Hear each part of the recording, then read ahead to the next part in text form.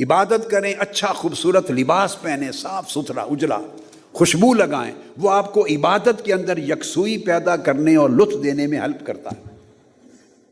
غسل آپ کو عبادت کے اندر نور دینے میں، حالانکہ صفائی جسم کی ہوتی ہے مگر جسم کی صفائی آپ کے باطن کی صفائی میں اترتی ہے۔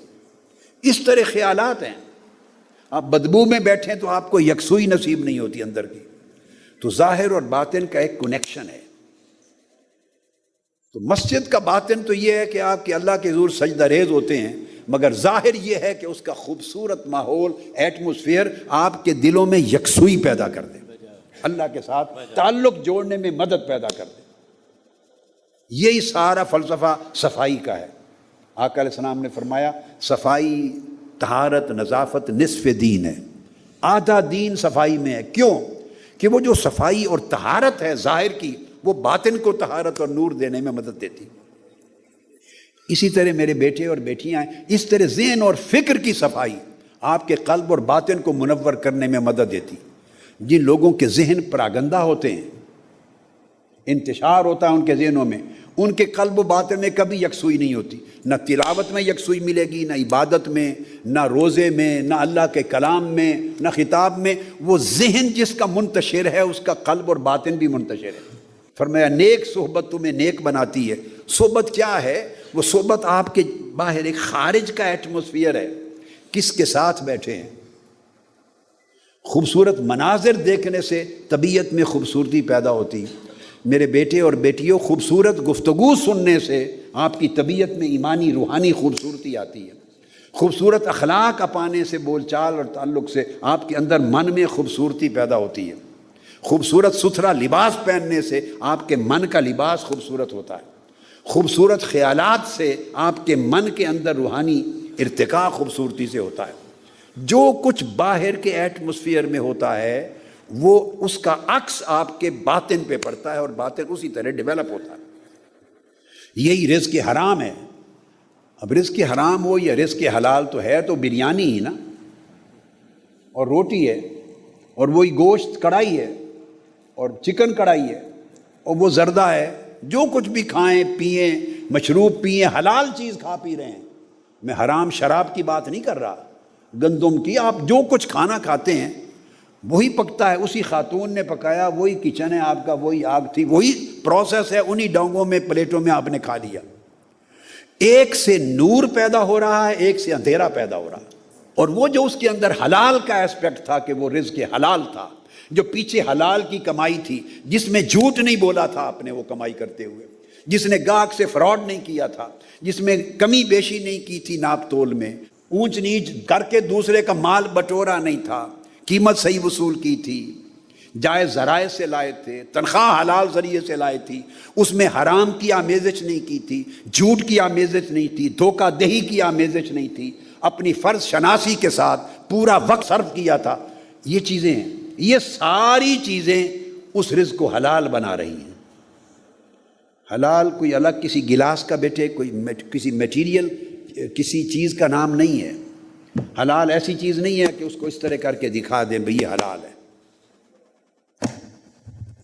کام وہی ہیں، اسی دفتر میں بیٹھے کام کر رہے ہیں بیٹے، وہی پین ہے، وہی آپ کا آفس ورک کر رہے ہیں۔ ایک آدمی پوری ایمانداری کے ساتھ فرض کو انجام دے رہا ہے، ایک آدمی ٹائم کلنگ کر رہا ہے، وقت کھا رہا ہے، لوگوں کو پریشان کر رہا ہے، پھر کل آ جانا، وہ جو کل آ جانا، پھر پرسوں آ جانا، پھر کر دوں گا، اور فائل ڈسپوز آف نہیں کر رہا، وہ شام کو حرام کا رزق کھا رہا ہے۔ جس کے ٹیبل پہ ڈسپوزل نہیں ہے فائل کی، کام کی، وہ رزق حرام کھا رہا ہے۔ لوگوں کو پتہ نہیں رزق حرام کیا ہوتا، وہ یہ سمجھتے ہیں شاید ڈاکو چور ہے، لوٹ مار ہے، کرپشن کر کے پیسے لے آیا تو صرف وہی رزق حرام ہے۔ تو رزق حرام صرف پاناما سے نہیں آتا، پاناما تو ہے ہی رزق حرام۔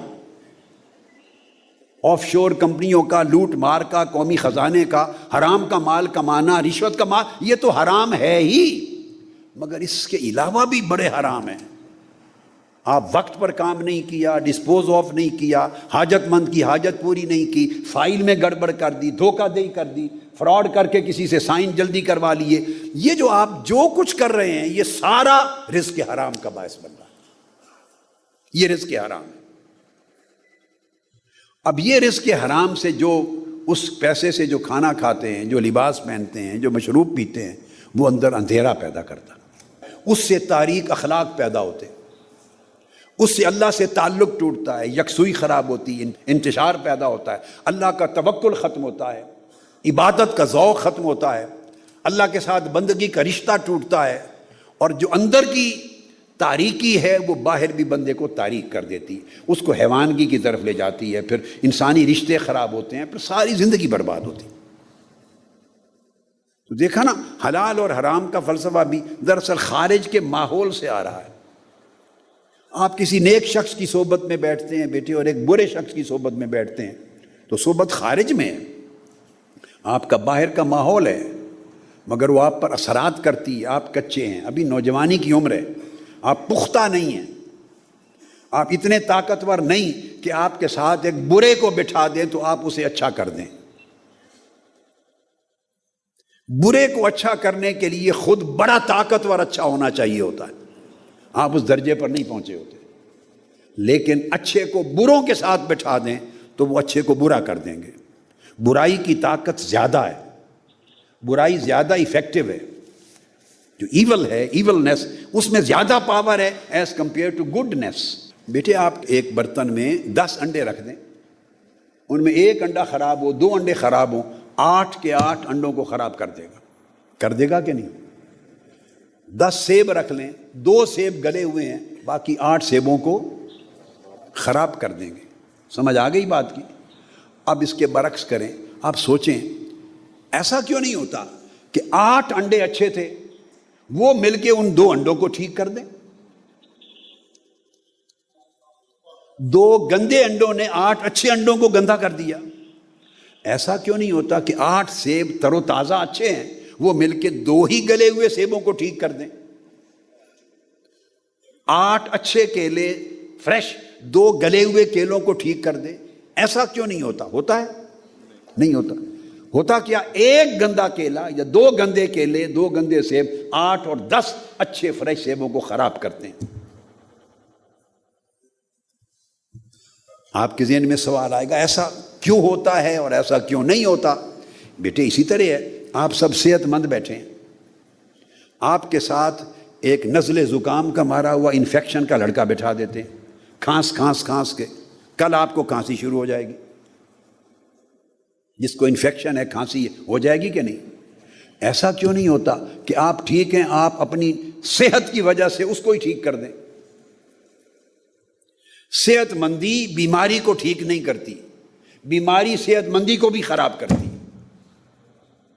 یہ طاقت ہے ایول کی، بیماری کی، کہ اچھائی چونکہ کمزور ہوتی ہے، مشکل سے گزارا کر کے اچھائی لے کے چل رہے ہوتے ہیں نا۔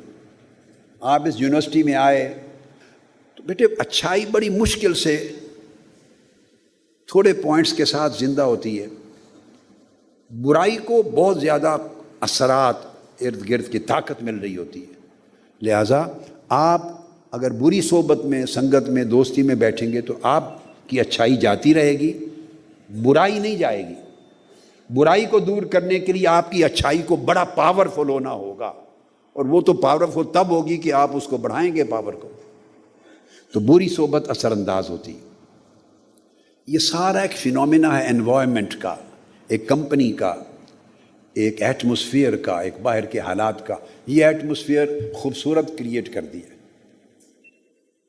اب اس خوبصورتی کو اپنے اندر بھی منتقل کریں، اپنے اندر بھی منتقل کریں۔ اللہ رب العزت آپ کو بڑی ایمانی اور روحانی اور ظاہری باطنی دنیاوی اخروی خیر سے، عظمت سے نوازے۔ سب سے پہلے نئی